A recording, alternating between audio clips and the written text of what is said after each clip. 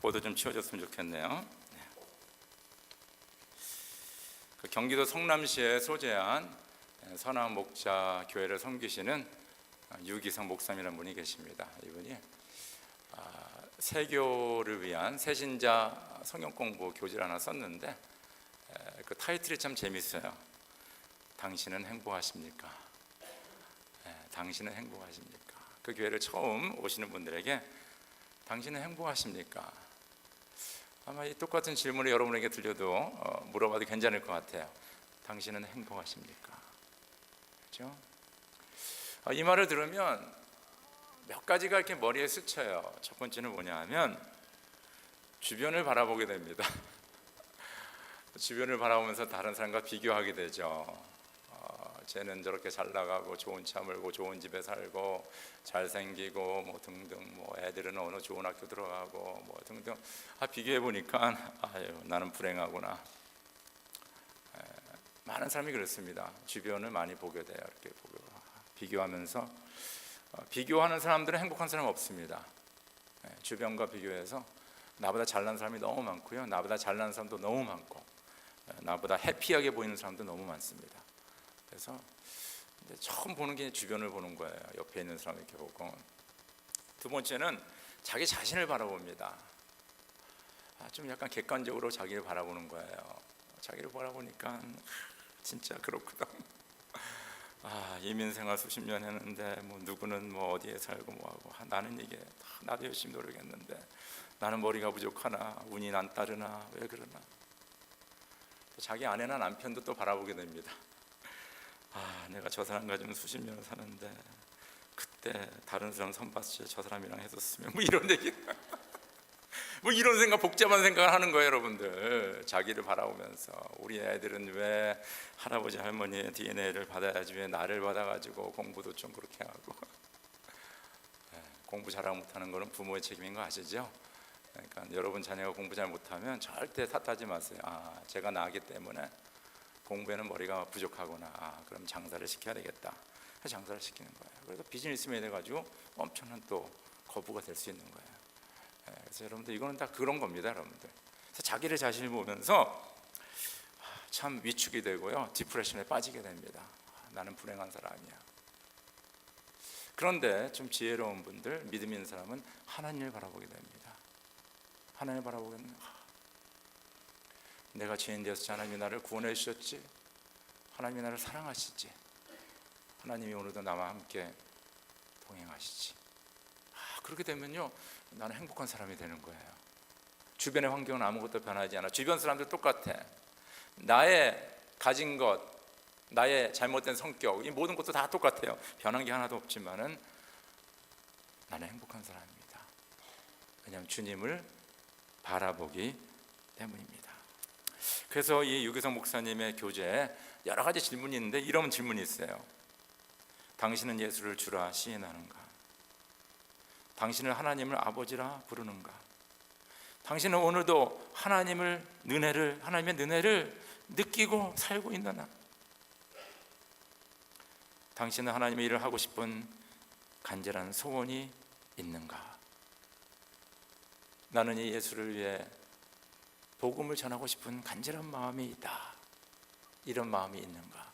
이런 거를 물어보라는 거예요. 하나님 바라보는 거죠. 나는 진정 예수를 주라 시인하는가? 한번 그 근본적인 거 물어봅시다. 진정 여러분들은 예수가 나의 주인 되시고 구원자 되심을 믿습니까? 그거 먼저 물어봐야 돼요. 두 번째는 내가 지금 하나님을 진짜 아버지라 부르느냐? He's my father. 아버지 나 힘들어요. 아버지 내 앞에 나갑니다. 아버지 나 도와주세요. 아버지 감사합니다. 그렇게 저 여러분들은 부르고 있냐 이거예요. 그리고 오늘도 베푸시는 하나님의 은혜를 내가 느끼고 있는가? 내가 주님을 위해서 진짜 열심히 하고 싶은 그런 소원이 있는가? 마음이 있는가? 그리고 내가 이 주님의 복음, 이 귀한 기쁜 소식을 내가 전하고 싶은, 증언자가 되고 싶은 그 마음이 있느냐 이거예요. 아마 이런 퀘스천에 저 여러분들이 잘 대답한다면 행복한 사람이죠. 할렐루야. 우리 옆에 좌우 사람 보고 우리 좀 말합시다. 당신은 행복한 사람이야. 좀 얘기합시다. 그리고 손을 가슴에 올려두고 나는 행복한 사람이야. 아멘입니까? 네, 꼭 억지로 시키는 것 같기도 하고. 우리의 행복을 가장 가로막는 것이 우리의 탐심입니다. 탐심이에요. 왜냐하면 탐심이 있는 동안은 어떤 상황에 있어도 만족을 못해요. 탐욕이 있는 가운데서는요, 수억을 갖다 줘도 가장 진짜 예쁜 헐리우드 그 스타랑 결혼을 하더라도, 미스 유니버스랑 결혼하더라도, 훌륭한 자녀들을 진짜 우리가 다 소원하는 하버드 대학에다 들어가더라도, 큰 회사에서 돈을 뭐 $500,000, $1,000,000을 받을지라도 탐심이 있는 한은 행복하지 못합니다. 탐심이 우리의 만족을 없애는 거예요. 만족하지를 못해요. 자족할 수가 없다는 것입니다. 동물의 세계는 보면 사자는 배고프면 그 뭐 양이라든가 혹은 사슴이라든가 한 마리 잡아서 그거 먹고 해피해요. 그리고 잠자고 뭐 자기를 보고. 근데 사람은 그렇지가 않아요. 사슴 한 마리 잡아서는 부족해요. 한 10마리 잡아서 냉장고에 좀 집어넣어야 되고, 10마리 잡으면 안 돼. 창고 좀 넓혀갖고 창고에 한 100마리 집어넣어야 되고, 그것도 부족하죠. 그래서 여러분들 보통 나라들의 부정부패하고 돈을 챙기는 사람 보면 대부분 부자들입니다. 아세요, 여러분들? 왜 부자? 저 사람들은 엄청나게 돈이 많은데 왜 지금도 부정부패하나? 이해가 안 되잖아요, 여러분들. 근데 여러분 그 자리에 한번 가보세요. 그렇게 수억을 가지고 가시면 그 수억이 부족하다는 거예요, 여러분들. 왜냐, 우리 마음에 탐심이 있기 때문에. 이거 인간의 마음이죠. 이거는 우리가 막 힘을 써서 없애버리는 게 아니에요. 하나님의 은혜로 우리들의 탐욕과 탐심이 없어지기를 주의 이름으로 축원합니다. 주님이 도와줘야 돼. 이거는 어떻게 할 수가 없어요. 이렇게 태어났어요. 우리 죄성이 있기 때문에. 그래서 오늘 사도 바울은 디모데 자기의 영적 아들에게 이렇게 편지를 씁니다.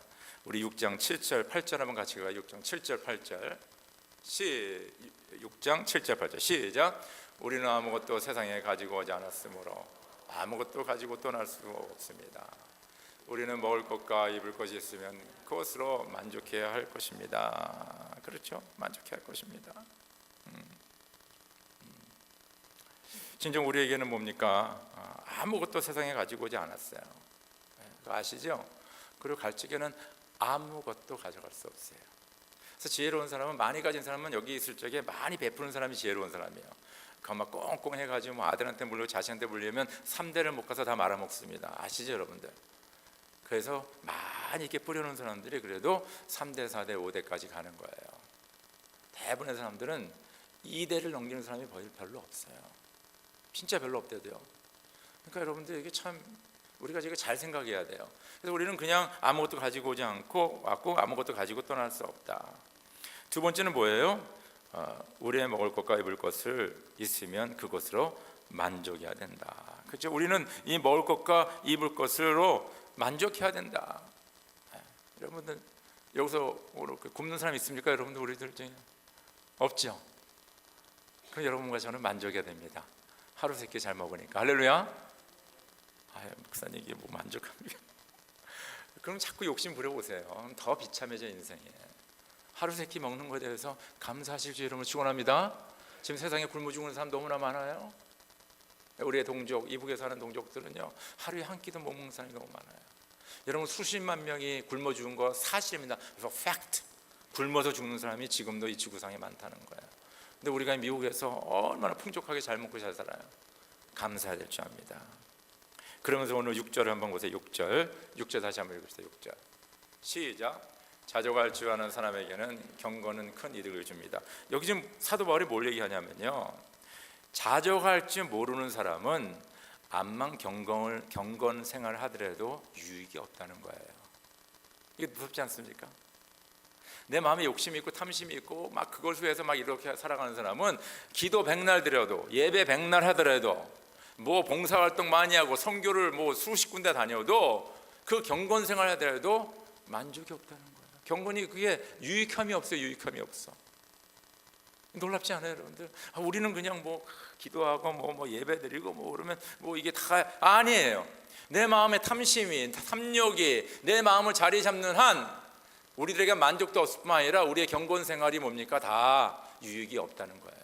제가 한 얘기 아니라 사도 바울의 얘기입니다. 할렐루야. 여러분, 그래서 영적 원리를 좀 알아야 돼. 그래서 내가 지금 탐욕이 있느냐, 내가 예수 안에서 지금 만족하느냐, 자족하느냐, 이것들을 여러분들이 좀 보면서 도대체 왜 그렇지 않느냐. 내가 기도도 열심히 하고 교회도 열심히 다니고 성경 공부도 열심히 하고 전도도 하고 선교도 다니는데 왜 나에게는 이런 만족이 없느냐, 왜 나는 이렇게 언해피하느냐, 왜 나는 이 주변을 바라보면 맨날 이렇게 디프레스 되느냐. 그런 것에 대해서 근본적인 것을 저 여러분들이 볼 줄 알아야 되는 거예요. 이것이 바로 영적 지혜라는 거예요. 그렇기 때문에 우리가 어떤 상황에 처할지라도 자족하는 자가 복받은 자요, 지혜로운 자요, 하나님의 은혜와 신앙생활을 제대로 하는 자입니다. 할렐루야. 자족할 줄 알아야 돼요. 그래서 저 여러분도 오늘 자족할 줄 아는 사람이 되자. 첫 번째, 오늘 교환을 보시기 바랍니다. 탐욕은 우상 숭배이다. 우리 한번 골로새서 같이 읽을까요? 시작. 그러므로 땅에 속한 지체의 일 곧 음행과 더러움과 정욕과 약한 욕망과 탐욕을 죽이십시오. 탐욕은 우상 숭배입니다. 지금 사도 바울이 놀랍게 얘기하잖아요.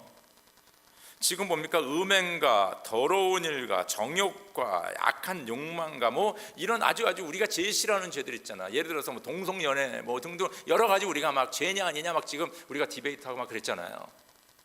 그런 것을 가지고 우상숭배라고 얘기하지 않고 탐욕이 우상숭배입니다. 더 나쁜 죄도 있잖아요. 더 나쁜 거, 더 도덕적으로 더 안 좋은 거 여러 개 지금 다 나열하고 있잖아요, 사도 바울이. 근데 거기서 딱 꼬집어서 얘기하는 게 탐욕은 우상숭배다. 딱 그렇게 찍어서 얘기합니다. 이 탐욕이 우상숭배예요. 하나님께서는 모세에게 십계명을 줬잖아요. 그래서 십계명 제1이 뭐예요? 십계명 제 넘버 1이 뭐죠? 시작. 나 외에 다른 신을 섬기지 말라. 그렇죠? 나 외에 다른 신 말라. 이 말은 우리가 신단지 갖고 절하고 섬기는 그런 의미도 있지만은 하나님 외에 다른 신을 섬기면서 다른 신을 통하여서 삶의 만족감을 얻고자 하는 그것은 우상 숭배다라고 지금 못 박는 거예요. 이해가 되시겠어요? 십계명 마지막은 뭡니까? 10번째 게 뭐냐면요, 너의 이웃의 집을 탐내지 말아라. 너희 이웃의 아내나 남종이나 여종이나 소나 낙이나 할 것 없이 너희 이웃의 소유는 어떤 것도 탐내지 못한다. 그렇죠? 탐욕은 우상 숭배다. 십계명 1번과 10번에 똑같은 얘기를 하고 있는 거예요. 내가 하나님 외에 다른 걸 통하여서 만족을 얻기 원한다면 바로 그것이 탐욕이다. 그것이 바로 우상 숭배다. 그리고 네가 살아가면서 옆집에 집이 크고 옆집에 자동차가 좋고 옆집 애들은 잘 되고 옆집에 부인은 예쁘고 누구는 이렇게 이런 거 하면서 그것을 탐내는 마음을 갖는 사람은 바로 우상숭배나 우상숭배다라고 지금 성경을 말씀하고 있다는 것입니다. 그래서 저 여러분들이요, 자족함을 배우기 위해서는 제일 첫 번째로 해야 될 건 뭐냐면 하나님 외에 다른 것에서 만족을 찾는 것을 버려야 됩니다. 그 말은 뭐냐면 나는 하나님의 은혜로만 살겠다. 하나님이 일용할 양식을 주는 것을 먹고 살면서 살겠다. 바로 그런 우리가 결단을 해야 되는 겁니다. 그렇지 않으면 첫째, 세상의 물질과 명예와 권세와 지식과 자랑하는 가문과 주변의 사람들은 절대 저 여러분들에게 만족을 줄 수 없습니다. 우리 사랑하는 우리 부모님도 저에게 100% 만족을 못 주셨어요. 사랑하는 내 아내와 남편도 만족을 줄 수가 없습니다. 돈은 말할 것도 없고 세상에 아무것도 없어요. 두 번째, 하나님 외에 다른 것에 우리가 눈을 돌리기 시작하면 우리가 그것들의 노예가 돼서 그것을 추구하는 게 우리의 삶의 목적이 되는 거예요. 그러면 물질과 사랑과 세상 것의 노예가 되는 겁니다. 그만큼 비참한 인생이 없어요. 그렇게 살게 되어 있습니다. 그리고 마지막은 그 길은 멸망의 길이다. 우상숭배는 멸망의 길입니다. 하나님을 통하지 않은 구원과 그 은혜와 그 만족이 없으면요, 우리는 멸망할 수밖에 없어요. 그러니까 저 여러분들은 마음을 다져야 돼요. 나는 하나님 외에 다른 것, 어떤 것으로도 나는 만족함을 찾지 않겠습니다. 오직 주님을 통하여서 내가 만족하기를 간절히 소원합니다. 아멘. 이 결단을 내리셔야 됩니다. 특별히 돈은 우상숭배라 그랬거든요. 탐욕은 우상숭배다. 그래서 디모데전서 6장 10절 보니까 같이 읽읍시다. 시작. 돈을 사랑하는 것이 모든 악의 뿌리입니다. 돈을 쫓다가 집에 쫓아가 믿음에서 떠나 헤매기도 하고 많은 고통을 겪기도 한 사람이 더러 있습니다. 그렇죠? 여기 10절에 나오죠. 10절.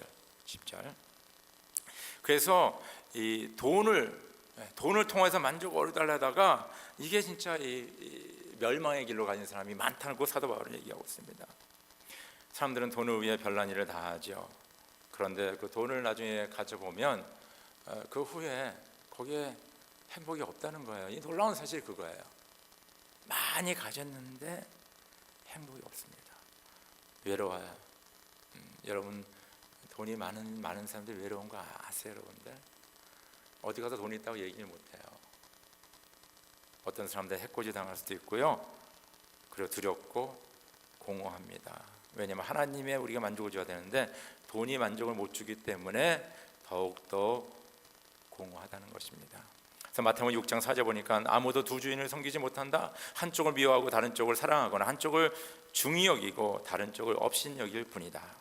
너희는 하나님과 재물을 아울러 섬길 수가 없다. 저 여러분들이 자족하기를 원하신다면 나는 오직 하나님만을 통하여서 만족하기를 원합니다. 소원합니다. 그렇게 결단하실 줄 여러분 축원합니다. 다른 방법이 없어요. 두 번째는요, 우리가 자족할 줄 아는 지혜를 배워야 돼요. 이 지혜가 상당히 중요합니다. 우리가 착해서는 안 되죠. 항상 얘기하잖아요. 항상 착한 사람이 당한다고. 근데 착하면서 지혜로워야 돼요. 그래서 예수님이 그랬잖아요. 너희는 비둘기처럼 순결하고 모처럼 뱀처럼 지혜로워라 그랬어요. 예수님이 하신 말씀이에요. 갑자기 뱀 얘기가 나와. 근데 예수님이 한 얘기가 제가 할 말이 없습니다. 그 예수님이 뱀처럼 지혜롭게 하라 그랬어요. 그래서 착한 것과 지혜로운 것이 같이 가야 돼요. 그래서 자족하는 지혜를 우리가 배워야 돼요. 자, 디모데전서 6장 6절 8절, 그다음 빌립보서 4장 11절 13절 우리 계속해서 읽읍시다. 시작. 자족할 줄 아는 사람에게는 경건은 큰 이득이 줍니다. 우리는 아무것도 세상에 가지고 오지 않았으므로 아무것도 가지고 떠날 수가 없습니다. 우리는 먹을 것과 입을 것이 있으면 그것으로 만족해야 합니다. 내가 궁피해서 이렇게 말하는 것이 아닙니다. 나는 어떤 처지에도 스스로 만족하는 법을 배웠습니다.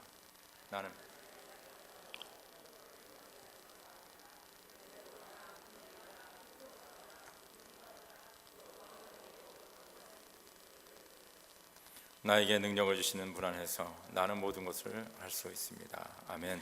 이 두 말씀 다 사도 바울이 쓴 거거든요. 그래서 이 디모데전서에서 중요한 것은 뭐냐면요, 주신 분도 하나님이시요 취하신 분도 하나님이시다. 내가 적신으로 와서 적신으로 돌아가는 것이 당연하다는 거예요. 우리가 이것을 분명히 알아야 됩니다. 그래서 욥은 자기 자녀 열을 잃고 모든 재산을 잃고 몸에 지금 병이 들고 자기 부인이 자기를 떠났지만은 모태에서 빈손으로 태어났으니 죽을 때에도 빈손으로 돌아갈 것입니다. 주신 분도 주님이시요 가져가신 분도 주님이시니 주님의 이름을 찬양할 뿐입니다. 이렇게 욥은 이 모든 어려움을 당하고서 죄를 짓지 않았으며 어리석게 하나님을 원망하지도 않았다. 빈손으로 와서 빈손으로 가는 걸 꼭 알아야 되고요, 의식주에 감사해야 됩니다. 저희들이 우리 자녀들을 선교지 자꾸 보내는 게 뭐냐면 얘네들은 의식주에 대해서 감사함이 없어요. 제가 자랄 때만 해도 냉장고가 없었습니다, 한국에서. 그래서 아세요? 시장에 가면 그냥 생선 같은 거 다 소금 뿌려서 그거를 보호하지 않았습니까? 그래서 70년대 냉장고 있는 사람은 진짜 잘 사는 사람이었댔어요. 그래서 저는 어렸지만 배고픔을 압니다. 육고간에 가가지고 기름 한 덩이 주세요. 그럴 때가 기억이 나요. 요새 그거 기름 먹으면 진짜 큰일 납니다. 그 당시 어린아이들이 다 버짐이 많았어요. 얼굴이 하얗잖아요. 저는 기름기가 없기, 폐병에 많이 걸렸어요. 기름이 없기 때문에. 그렇기 때문에 우리는 알잖아요. 그래서 우리는 야, 너 아빠 엄마 이렇게 옛날에 어렵게 살았는데 너도 좀 이러면 안 되고요. 야, 저기 가면 선교지 가면 네 친구들 많고 좋으니까 좀 거기 좀 가봐라. 그래서 이렇게 보내야 되는 거예요. 그래서 자주 보내야 되는 겁니다. 그래서 이것이 인식이 돼야 돼요. 가난한 사람도 있고 어렵게 사람도 있고 배고픔도 있고 돈을 우리가 아껴야 되고 이렇게 이런 것들을 가르치는 거예요. 그래서 우리가 애들을 자꾸 선교지에 보내는 겁니다. 사도 바울은 뭡니까? 내가 가난과 어려움과 모든 것에 처하지 않은 적응할 수 있는 비결을 배웠다고 했는데 그 비결을 보니까 그 마지막 줄에 나옵니다. 마지막 줄 빌립보서 4장 13절 한번 다시 볼까요? 13절 같이 읽읍시다. 시작. 나에게 능력을 주시는 분 안에서 나는 모든 것을 할 수 있습니다. 여기 중요한 게 뭐냐면요, 사도 바울은 나에게 능력을 주시는 분이 계시는 걸 알았어요. 나를 지키시는 분이 있다는 걸 믿었습니다. 하나님이 나와 함께 한다는 걸 알았어요. 그 신앙이에요, 그 사람이. 여러분이 저 암만 예수는 나의 주이시오 나의 구원자이십니다, 예수님이 너무너무 좋아 이렇게 고백하면서도 하나님은 나와 함께 있지 않아, 나 하나님은 저기 있어, 하나님 나를 도와주지 않아, 그렇게 만약 생각하고 그렇게 고백한다면 여러분들 신앙이 문제가 있는 거예요. 여러분들, 그 하나님은 살아계신 하나님이시오, 아브라함과 이삭과 야곱의 하나님, 오늘도 우리와 함께 하시는 하나님인 것을 믿으실 줄 여러분을 축원합니다. 그 하나님이 나와 함께 하는 거예요. 그러니까 사도 바울은 분명히 나에게 능력 주시는 분이 계신다는 것을 고백하고 믿었다는 것입니다. 두 번째는 뭐냐면요, 나에게 능력을 주시는 분 안에서란 말을 써요. 안에서. 우리는 하나님 능력과 하나님의 모든 풍성함은 그 안에 거할 적에 있는 거예요. 멀리 떨어져 있으면 안 되잖아요. 그래서 예수님도 비유를 줄 적에 나는 포도나무여 너희는 가지니, 가지나무가 가지가 포도나무에 붙어 있으면 많은 열매를 맺는다 그랬어요. 그러니까 우리는 주님을 떠나면 안 돼요. 화났다고 떠나고 삐져서 떠나고 무슨 일이 떠나고 그러면 하나님의 은혜를 경험하지 못합니다. 여러분, 이건 분명한 거예요. 그 안에 있어야 돼요. 그 안이란 건 말씀과 기도와 믿음의 공동체, 교회와 목장과 이런 안에 있어야지 하나님의 은혜를 받는 거예요. 할렐루야. 이게 그냥 쉽게 되는 게 아니에요. 세 번째는 뭐냐면요, 나에게 능력을 주신 분 안에서 나는 모든 것을 할 수 있다는 그런 확신이 있었어요. 그러니까 그거 어렵고 힘들고 매 맞고 쓰러지고 감옥에 갇히고 그래도 그 자신 있게 살아가는 게 뭐냐면, 왜냐하면 내게 능력 주신 자 안에서 모든 것을 할 수 있는 뭡니까? 그 믿음, 그 능력을 믿었기 때문에 어디 가든지 무엇을 하든지 자족할 수 있었던 거예요. 할렐루야. 그것을 우리가 알아야 돼요. 나를 도우시는 하나님이 계시다. 내가 그분 안에 꼭 거해야 된다. 그리고 그분 안에 거하면 내가 모든 일을 할 수 있다는 그 믿음이 있을 적에 어떤 상황 속에서도 우리가 자족할 수가 있다는 것입니다. 저는 제 인생에 또 우리 교회, 우리 가정에 중요한 결정을 하고 오늘 우리가 공동회로 모이게 됩니다. 그 많은 분이 얘기해요. 목사님 오늘 특별한 교회 가는 것도 아니고 그런데 어떻게 이런 결정을 내렸습니까? 한 가지예요. 하나는 뭐냐면 하나님의 신실하심과 선하심을 저는 믿고 알고 여태까지 경험을 많이 했어요. 저는 여태까지 여기 이민 와서 제가 일하면서 주니어 칼리지 공부하고 또 대학으로 전수하고 또 대학원 가서 신학 공부하고 또 등등 여러 하면서 제 인생에 막혀본 적이 없었던 것 같아요. 한 번도. 브라질에서도 마찬가지예요. 제가 우리 손대 장로님도 아르헨티나에서 괜찮은 대학을 나왔는데 저도 브라질에서 괜찮은 대학을 나왔습니다. 근데 제가 공부를 별로 안 했어요. 근데 어떻게 됐는지 하나님이 하여튼 좋은 대학에 보내줬어요. 그래서 저는 그때서부터 여태까지 한 번도, 그리고 저는 가는 데마다 척척척척 다 일이 열렸어요. 막 그냥 가는 곳마다 막 사역지가 열리고. 근데 요번에는 제가 갈 사역지가 없어요. 그래서 목사님 애들도 있고, 근데 저는 걱정을 안 해. 왜냐면 또 이런 때 또 이런 가운데서 또 하나님의 선하심과 신실하심을 내가 또 경험하는 계기가 되겠구나. 저는 그런 확신이 있습니다. 믿음이 있어요. 그래서 저 너무 안타깝게 보지 마세요. 목사님 어떻게 제가 이민 생활 43년 한 사람입니다. 여기 40년 넘게 하신 분들 알잖아요. 우리가 어떤 과정을 거쳐서 살아왔는지. 그래서 저 와이프도 여기서 40년 살았기 때문에 먹고 살고 애들 교육하는 거 걱정이 하나도 없어요. 진짜로요. 그래 여태까지 이렇게 살아왔기 때문에. 그래서 저는 하나님의 선하심과 신실하심을 분명히 믿습니다. 두 번째는요, 저는 하나님의 교회를 믿어요. 이 교회는 하나님의 교회거든요.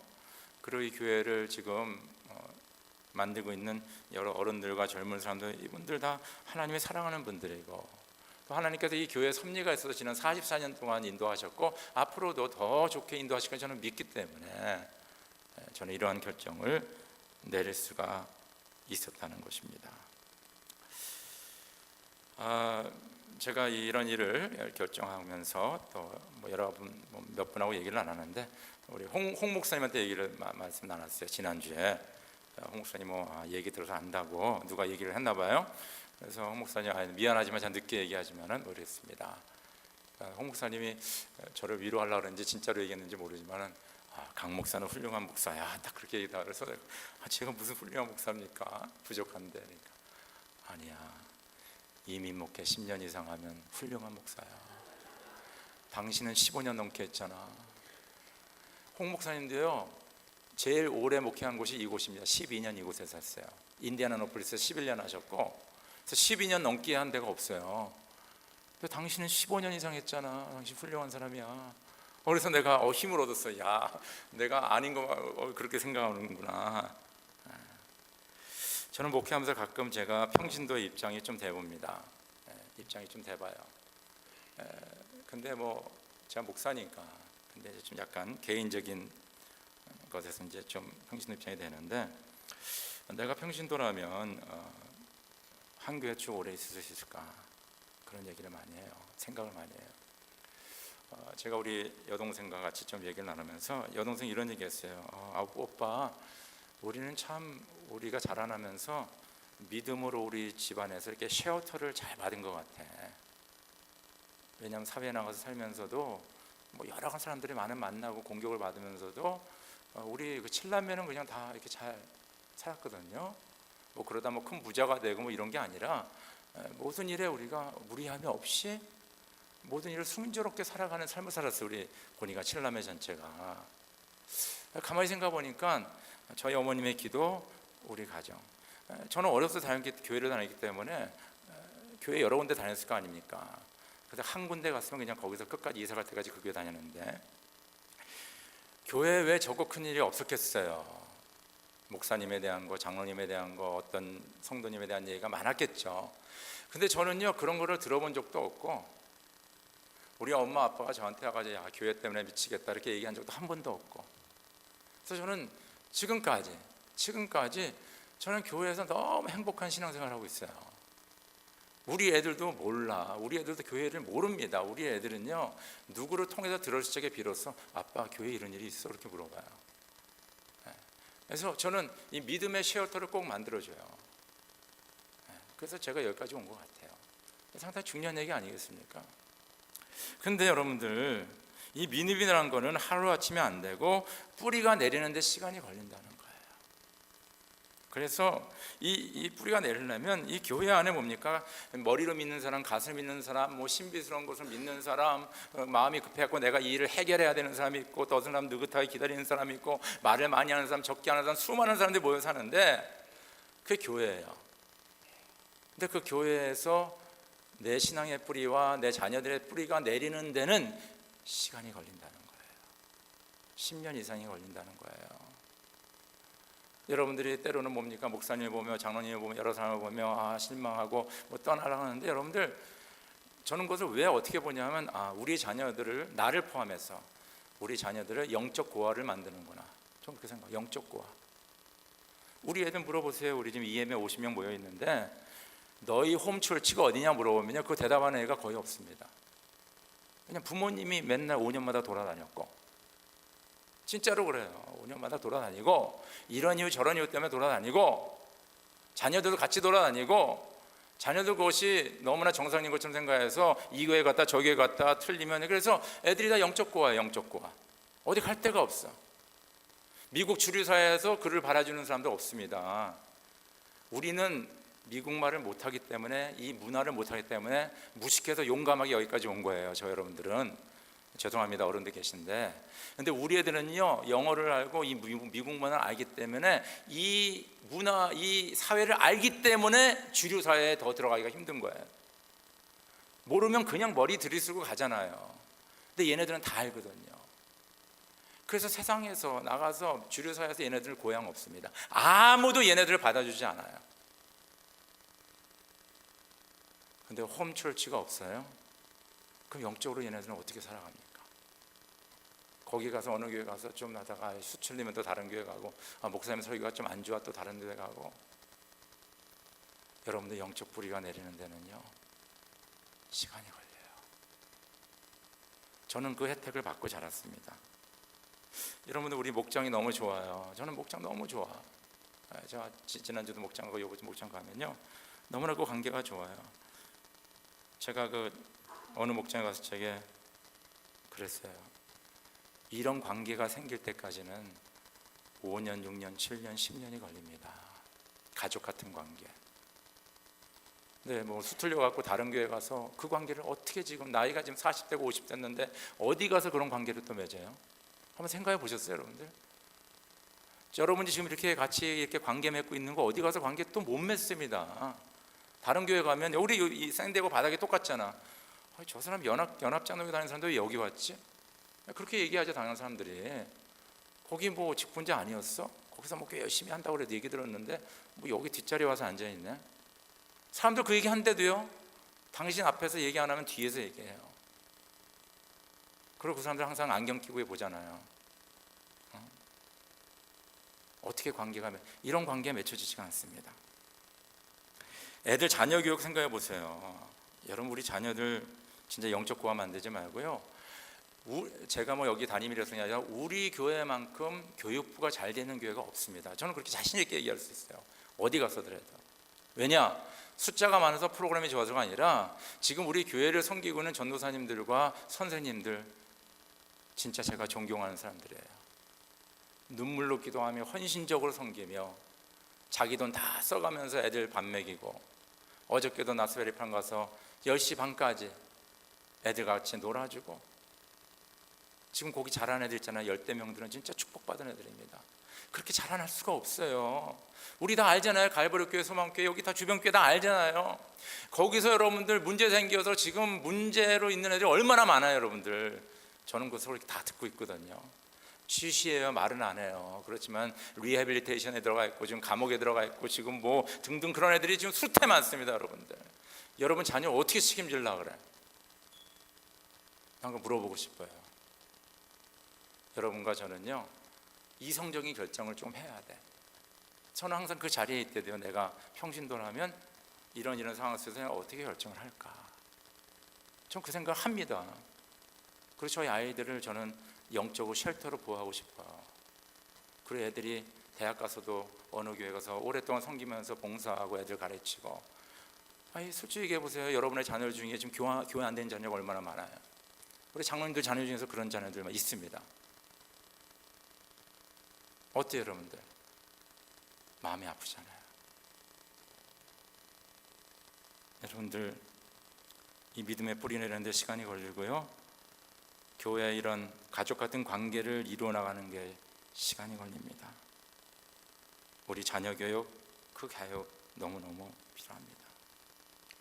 교회는 여러 사람들이 모이지만은요, 우리가 그 교회 안에서 부족하지만은 자족함을 가져야 돼요. 그리고 포기하면 안 돼요. 저는 이거 목사로서도 얘기하니까 평신도로서 이렇게 자신스럽게 얘기할 수 있어요. 왜냐하면 제가 목사 되기, 전도 되기 전에 한 교회를 섬겼으니까 떠나지 않았습니다. 저는. 여러분 이거 잊지 마세요. 만약 여러분이 어디 옮긴다 그러면 사람들, 자녀들이 물어보, 아빠 what happened? Again? 또 떠나? Where are we going? 아마 그런 거 물어볼 거예요. 물어보지 않으면 속으로 얘기할 거예요. 그럼 여러분 할 말이 없어요. 뭐 때문에 떠난다. 다 이유가 될 수가 있겠죠. 그러나 여러분의 가정은 영적인 홈은 없을 것입니다.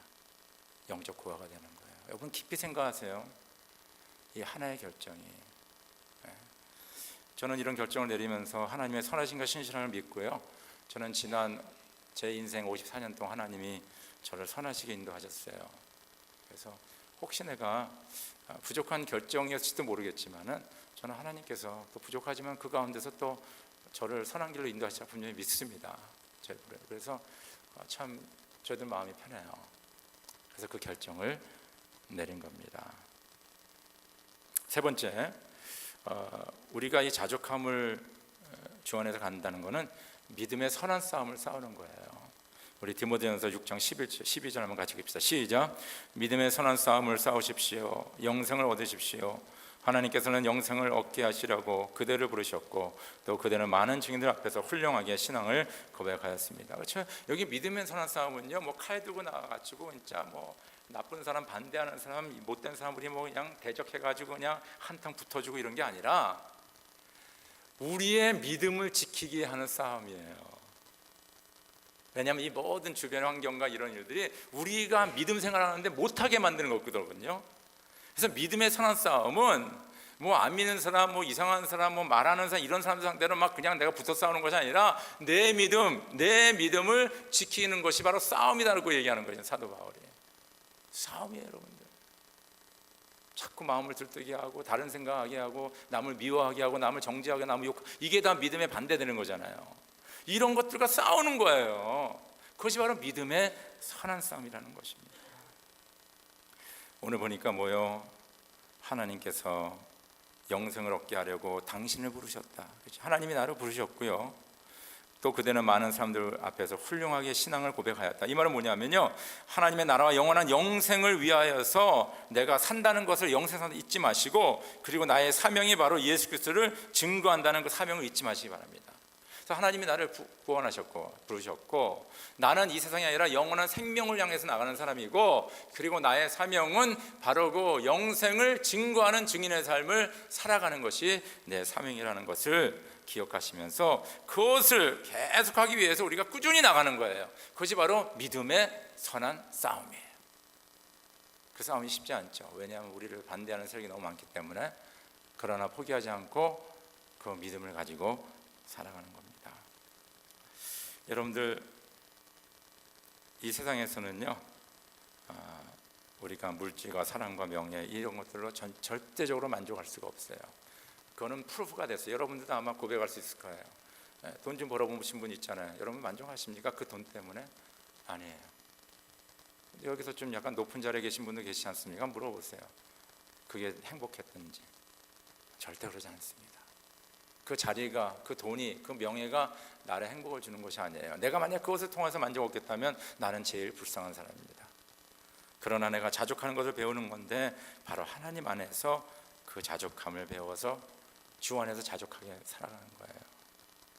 그래서 여러분들, 주님을 믿으세요. 그 선하심과 신실하심을 믿으세요. 하나님 믿습니다.